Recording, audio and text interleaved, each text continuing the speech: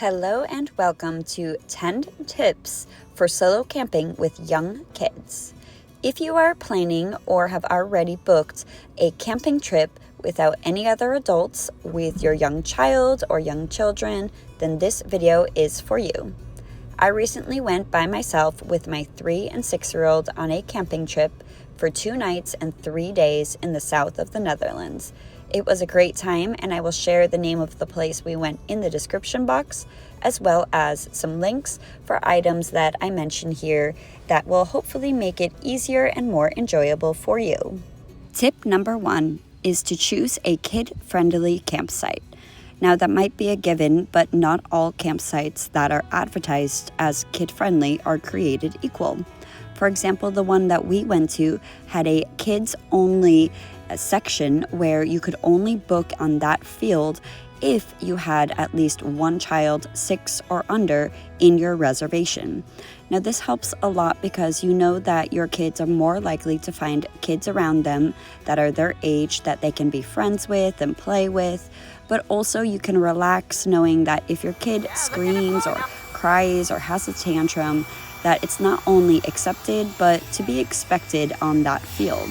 So that really helped us to enjoy our camping trip much more and for us to be able to relax.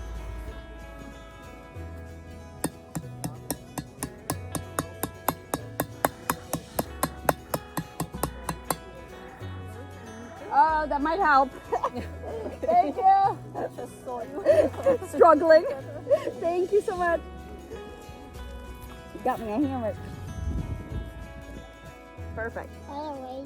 Like this. There it goes. There we go. No, I want you to be careful. All right. Are we ready for this? Yeah. All right, don't go in front. Okay.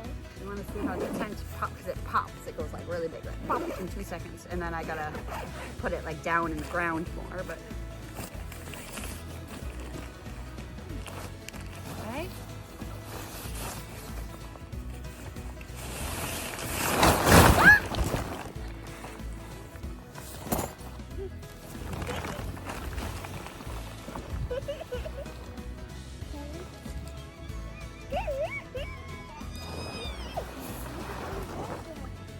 Misschien wel. Ga maar kijken.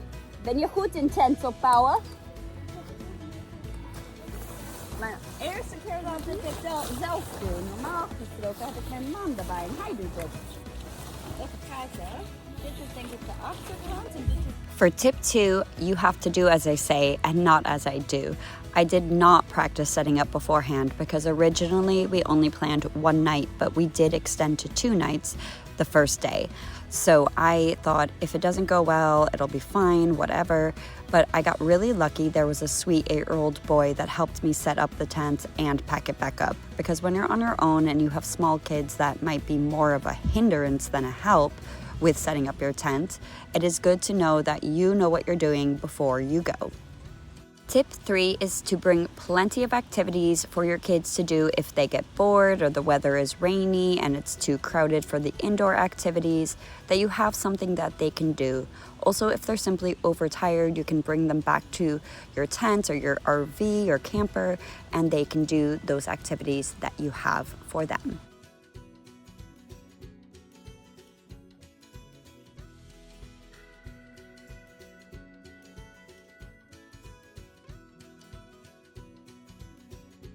Tip 4 is to pack in categories.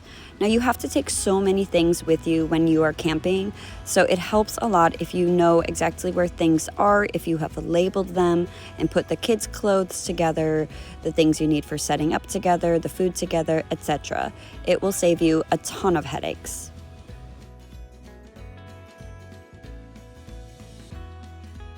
Tip 5 is to bring some wheels.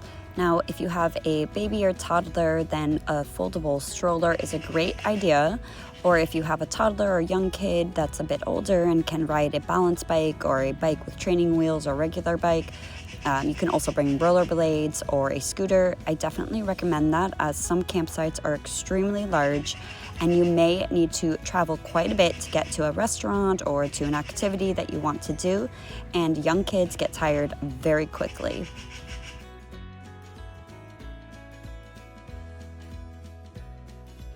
Tip number 6 is to know the amenities before you go. So sometimes in the off season there are fewer things than listed on the website, or they may have some things available that weren't available on the website. For example, I forgot the kids' floaties, and I was able to borrow from the pool some floaties for the entirety of our stay. It's also good to know if they have changing tables, etc., so that you can plan accordingly. Tip number 7 is safety first. This means that if your kids are not able to swim yet, you should really talk to them about the rules of water safety. Also, if you have an air tag that you can place on each of your kids, or one of those location trackers on a watch or something like that, this would be the ideal time to get it out and make sure it's charged and able to use. You can also put a bracelet with your name and phone number on your child so that they can be found if they are lost from you. You also should make sure you know where the reception office or security office is, so that if you do need to go there and make use of them at all, that you know exactly where to go. Tip 8 is to have a night bag on hand. Now, whether your child wets the bed at night or still wears diapers and needs a change, or if you don't want your young child to have to go to the bathroom in the middle of the night, whatever it is, it could be they get cold and need an extra layer on, that you have it ready to go, some water, whatever it is. Also, what we did was we packed a little potty that we put into the front area of our tent, and we used that, myself included, for going to the bathroom in the middle of the night. Tip number 9 is to keep meals simple. Whether it is that you have picky eaters or you simply don't want to be carrying that many different groceries and food items with you, or if you just simply don't know what's going to sit right with your child's stomach, it is important to not overcomplicate the meal times. You want to have healthy, simple, enjoyable meals and enjoy your time doing the activities and what you went there for, rather than struggling for meal times and finding restaurants and wasting exuberant amounts of money on restaurants when there's so much more that you can do there. Usually there will be some kind of grocery store or something also on site. At least here in Europe that is the case. The one that was at our campsite had so many options, and while it was a little bit more expensive than a regular store, of course, it wasn't crazy. So there were definitely options there, and I was glad that while I did take a few trusted items that I knew I could fall back on, that my children would eat and have a full stomach, I didn't take too much, and I was so glad that I didn't.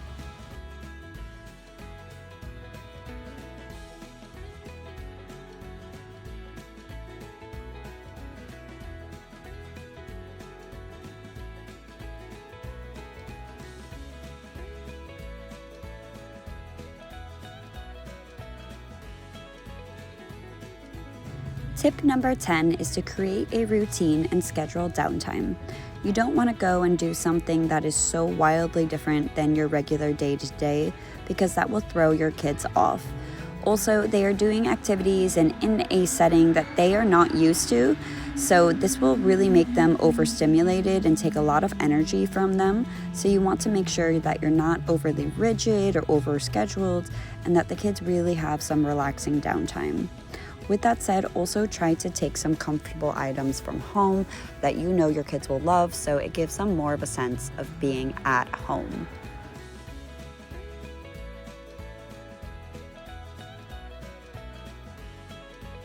Along the lines of that, there were so many activities and amenities at the campsite where we went, and being there only 3 days, it was virtually impossible to try to get to all of them.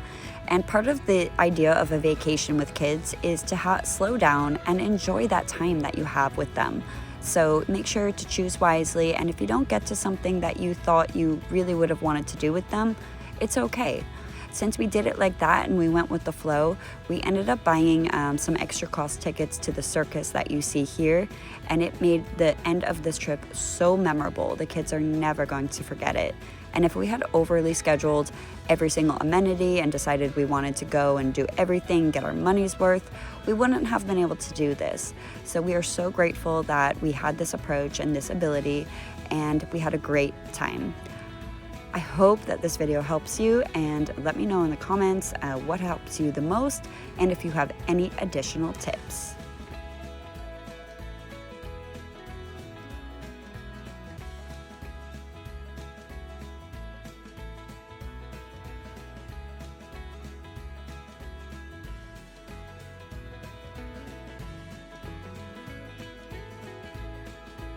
Thanks for watching, and be sure to come back next week for Mom Monday or this Thursday for Thrift Thursday. And don't forget to hit the like and subscribe buttons. Bye!